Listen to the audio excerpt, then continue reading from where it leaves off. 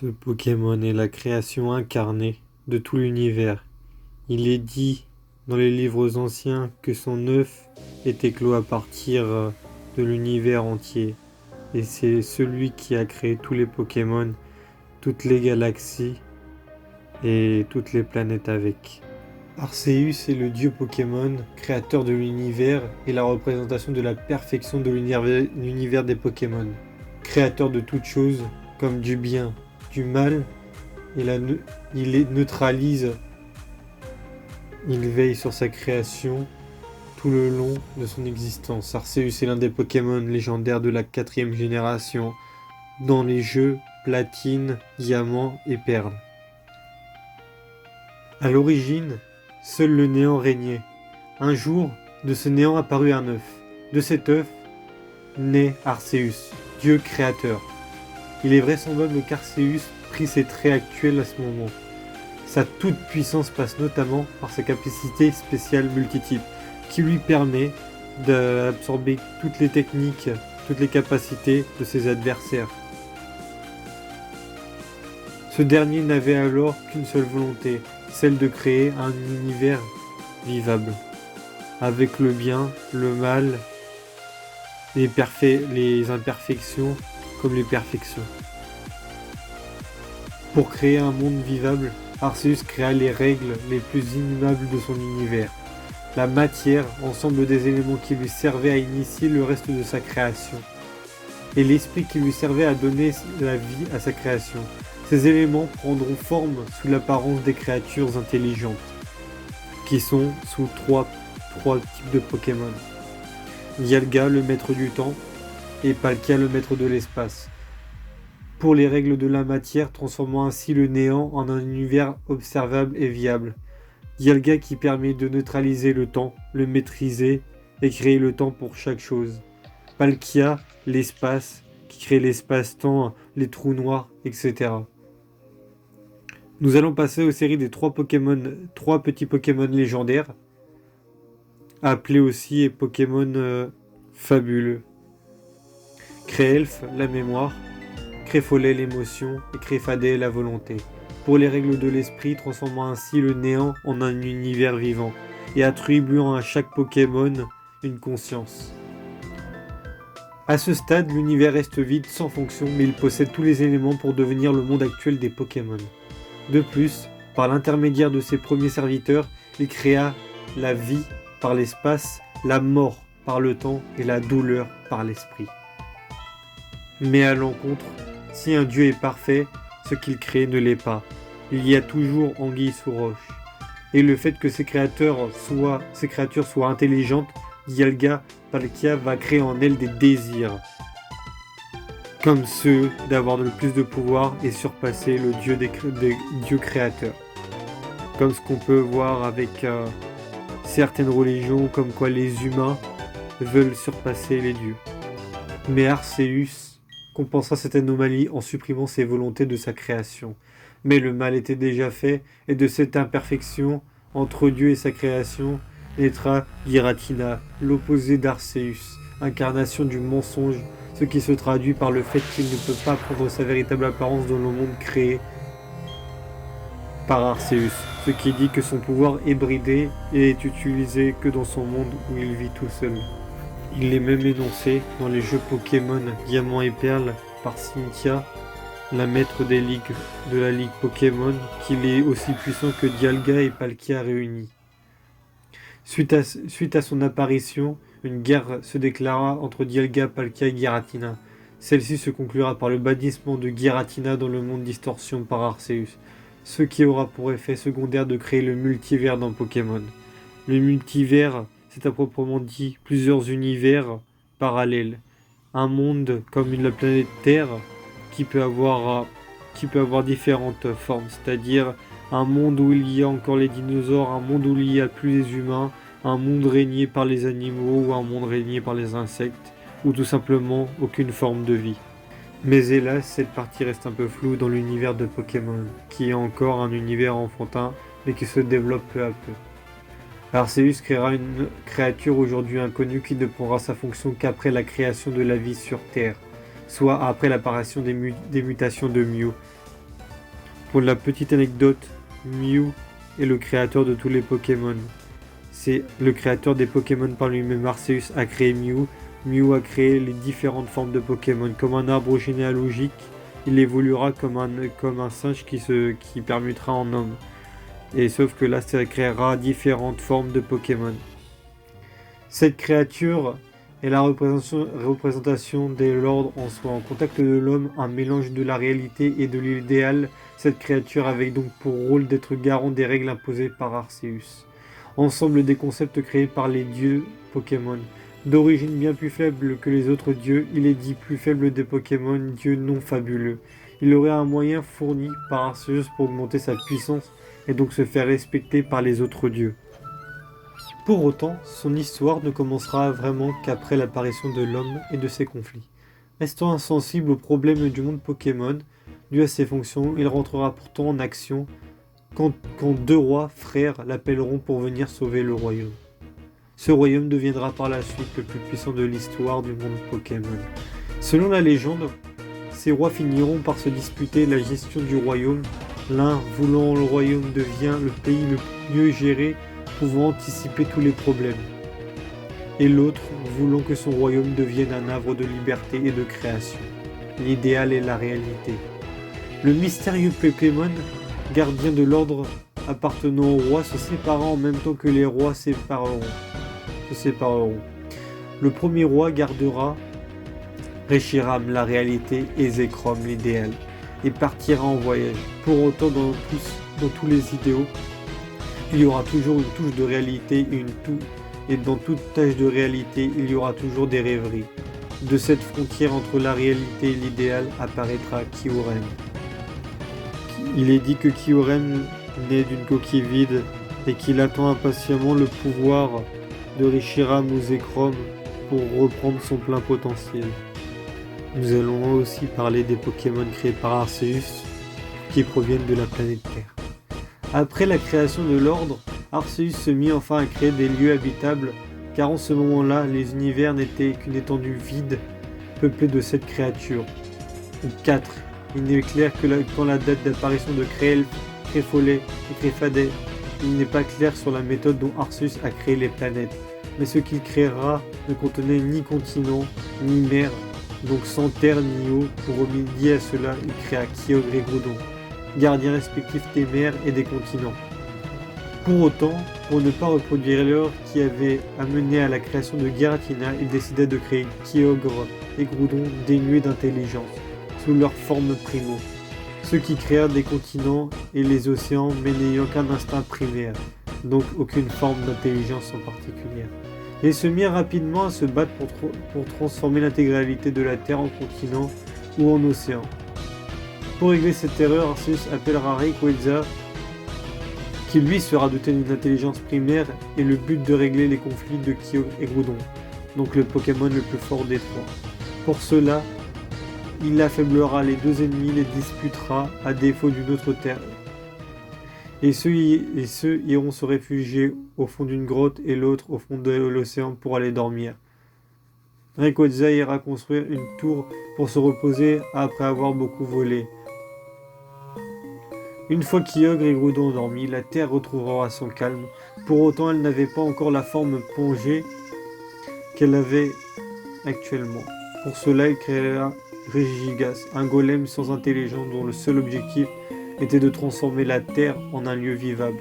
Une fois sa tâche accomplie, il partira dormir selon la légende. Et le seul réveil qu'il pourra avoir, c'est avec Régistil et Regigigas. Une fois Kyogre et Groudon endormis, la Terre retrouvera son calme. Pour autant, elle n'avait pas encore la forme qu'elle avait. Cette planète était presque prête. Pour autant, la nature ne pouvait pas évoluer. Dans un monde comme celui créé, soit l'univers était constamment baigné de lumière, soit d'obscurité. Arceus créera la rotation du cycle jour-nuit. Le jour prendra Ho-Oh comme gardien et la nuit prendra Lugia. Ces deux Pokémon tournent ainsi autour du monde, provoquant dans leur sillage la rotation de la Terre. Pour gérer les intempéries, Ho-Oh s'est entouré de Raikou, Entei et Suicune. Pour gérer les courants marins, Lugia s'est entouré de Articodin, Elector et Sulfura, 3 oiseaux légendaires. Il est dit pour Oo qu'il a réanimé le corps de 3 évoluis et les a transformés en 3 chiens qui maîtrisaient les 3 pouvoirs. La représentation du soleil et de la lune étant revenue à Solgaleo et Lunala, 2 ultra-chimères, en plus des règles de la physique indiquant que Lugia et Oo ont un rôle plus symbolique que pratique. Culte Pokémon mis de côté. La représentation du soleil et de la lune étant revenue à Solgaleo et Lunala, voilà le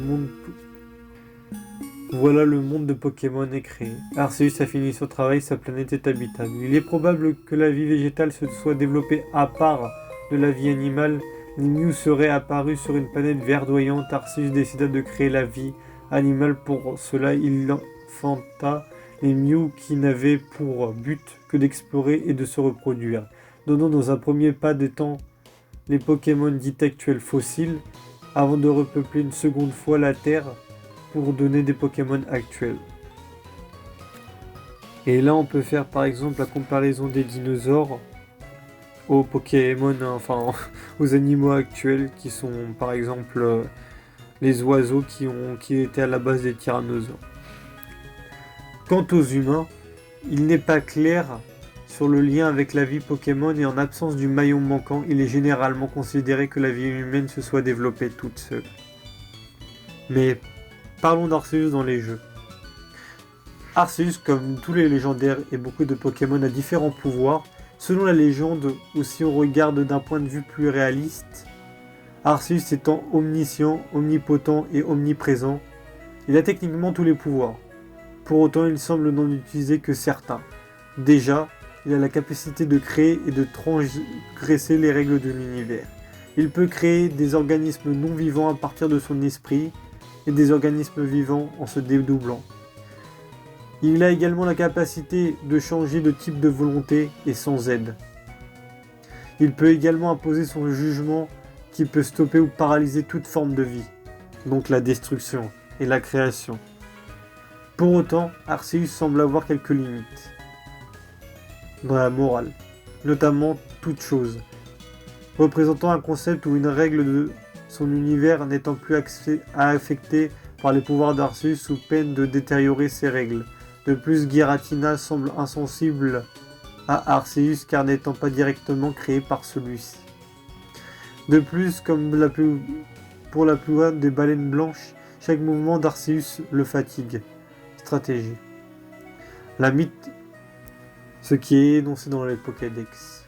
La mythologie le décrit comme le Pokémon qui a façonné l'univers avec ses 1000 bras. Dans le Pokédex régional Diamant. Dans la mythologie, ce Pokémon existait déjà avant la formation de l'univers. Dans le Pokédex de Perle, régional de Perle, on dit que son œuf a éclos dans le néant et qu'il est à l'origine de la création du monde. La popularité d'Arceus n'est plus à prouver. Lors de l'événement qui lui est dédié dans les versions Earth Gold et Soul Silver, Cynthia le mentionnera dans la jungle des ruines Sinnoh, un lieu se trouvant entre Sinnoh et Sinjoh. Voici l'hôtel Trismegie.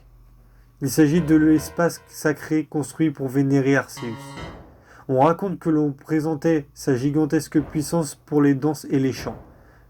Il reste Johto, certaines personnes qui connaissent encore cette légende. Oublié. Dans les anciens textes, il est dit ceci. Arceus s'est dressé sur l'autel Trismégis, et alors le temps, l'espace et l'antimatière, bref, le monde même est né. C'est le point néant de la création de la Terre. Le seigneur de l'autel Trismégis est enfin apparu. Peut-être ai-je jugé les légendes et les ruines de Sinnoh pendant toutes ces années dans le seul but de faire montrer cette estrade. Les 3 Pokémon qui ont créé le monde sont peints sur l'autel Trismégis, le cercle centre représentant la source de toute chose. Voici le symbole de Palkia, maître de l'espace et des dimensions. Et voici le symbole de Dialga, maître du temps. Et enfin, voici celui de Giratina, le maître du monde opposé au nôtre, l'antimatière du temps et de l'espace. Tu es le dresseur dont Arceus a reconnu les mérites. Arceus, après avoir créé l'univers, voulut montrer une fraction de son pouvoir, dit-on. Et je pense que cette démonstration consistait à créer une nouvelle vie à partir de rien. Lorsque tu choisiras l'un des 3 cercles, quelque chose devrait se produire. Réfléchis bien avant de l'apprendre. Arceus est connu au-delà des frontières de Sinnoh. Puisque les ruines Johto abritent son hôtel, néanmoins, on note une fois qu'Arceus semble se perdre et évolue pour devenir des croyances locales. Il ne reste qu'une ruine du temple dédié à Arceus à Johto, alors que les tours dédiées aux oiseaux légendaires sont entretenues et des prêtres y prient encore. Cette évolution des cultes reprend d'ailleurs clairement l'évolution des religions de notre propre monde et l'oubli du passé. Les inspirations et références. Arceus prend une teinte jaune en or lorsqu'il est chromatique. Cette couleur pourrait faire allusion à l'or et au soleil, 2 symboles des divinités à travers le temps. L'or est un ornement particulièrement commun pour les représentations divines. On pourra penser aux chrysélépentines, des statues d'or et d'ivoire, et particulièrement à Athéna, Parthenos, pour n'en citer qu'une. De son côté, le soleil joue un rôle majeur. Dans la plupart des mythologies antiques et précolombiennes, on pensera à Tonatiuh dans la mythologie aztèque, Ra pour les Égyptiens, Amaterasu pour les Amaterasu pour les Japonais et Apollon ou Hélios pour les Grecs. Et ainsi de suite, chaque culte ayant son avatar dans l'astre. Pour poursuivre, nous allons reprendre une à une les principales inspirations. On va commencer par l'impact des croyances chinoises. Arceus, en tant que Pokémon fabulé, semble tirer des origines d'une créature fabuleuse chinoise, le Qilin, qui possède plusieurs apparences. Il est également nommé comme le roi des animaux sacrés, le tigre blanc, l'oiseau rouge interprété en tant que phénix, la tortue serpent et le dragon azur. Encore un parallèle avec le statut d'Arceus, l'organisateur du monde des Pokémon. L'oiseau rouge peut être représenté par Ho-Oh dont le corps possède une teinte orangée proche du rouge et le dragon azur par Rayquaza. Peut-être que la tortue serpent et le tigre blanc seront les légendaires ou les fabulés d'autres générations de Pokémon. Arceus semble s'inspirer également d'une autre créature de la mythologie chinoise, Pangu. Il est présenté comme le premier être sorti du chaos originel. Comme l'œuvre d'Arceus, il est dit qu'il est le séparateur du ciel de la terre et que son corps, lors de sa mort, est devenu le monde. Ce point contraste avec le sommeil d'Arceus, qu'on pourrait comparer à l'observation silencieuse du monde présent chez la majorité des dieux. Dieu attend au paradis les méritants qu'il reconnaîtra, pour ne citer qu'un exemple parmi d'autres. Les liens avec la Bible. La création du monde par Arceus rappelle les textes religieux où Dieu a créé le monde en 6 jours, profitant du 7e jour pour contempler son œuvre. Le parallèle se prolonge au sujet de leur traite bien et impitoyable s'il trahit ou déçu. L'attaque signature de notre divinité jugement illustre parfaitement cette dualité entre Dieu bienveillant mais sévère. Nous y reviendrons dans un autre temps. Bien sûr, le parallèle se prolonge également avec l'aspect monothéiste d'Arceus. Les êtres engendrés par ce dernier ne sont pas des dieux mais des Pokémon. Certains auront des capacités exceptionnelles, mais aucun ne sera capable de créer un monde comme Arceus l'a fait. Il est l'alpha dans l'idée qu'il est le Pokémon fabuleux. Il ne peut y en avoir qu'un seul. Ou d'ailleurs, on peut théoriser avec les plaques qui ne sont pas représentatives des types mais l'inverse. Les types sont la classification issue des plaques d'Arceus. On retrouve certaines connexions avec nos mythologies, les tablettes d'argile tiennent une place importante dans les religions. On pensera aux tablettes de la loi que Moïse a acquises au sommet du mont Sinaï selon la Bible, dont la forme se retrouve sur la déclaration des droits de l'homme de nombreux pays, ou dans les tablettes d'argile des civilisations sumériennes, assyriennes ou babyloniennes, qui formèrent les premières bibliothèques. Des connexions aux mythologies gréco-romaines, la dimension divine d'Arceus est rappelée dans son nom, puisqu'Arceus mêle le grec et le latin. Le choix de ces langues est loin d'être un hasard. Elles sont considérées comme des langues anciennes, ancrant Arceus comme le Pokémon de l'ancien temps. Il emprunte au grec le nom donné au pouvoir Arché, le nom de dieu Zeus ou Jupiter pour les latinistes. On peut également y voir une influence latine, Deus qui signifie Dieu, ainsi que le mot Archeos en latin, Archaeos en grec, qui est au principe de à l'origine de. Les liens avec Arceus ne s'arrêtent pas là. Celui-ci qui réside sur l'Olympe, un lieu se situant au sommet de la plus haute montagne de la Grèce, est un lieu se situant au sommet d'une montagne et similaire dans les versions de la 4e génération. En escaladant le mont couronné, vous atteindrez les colonnes de lance, au-dessus desquelles se trouvera la salle originelle. Lieu d'Arceus, cette idée est bien sûr à élargir aux différentes mythologies, se situant généralement leur dieu bien au-dessus des mortels, et en regardant le monde de là-haut. Bien sûr, une autre référence apparaît comme évidente. Arceus a façonné le monde des 1000 bras. Cette idée vient dans de nombreuses mythologies, par exemple avec les Hécatoenchères et être un sans bras gardant le Tartare, une prison au sein des enfers.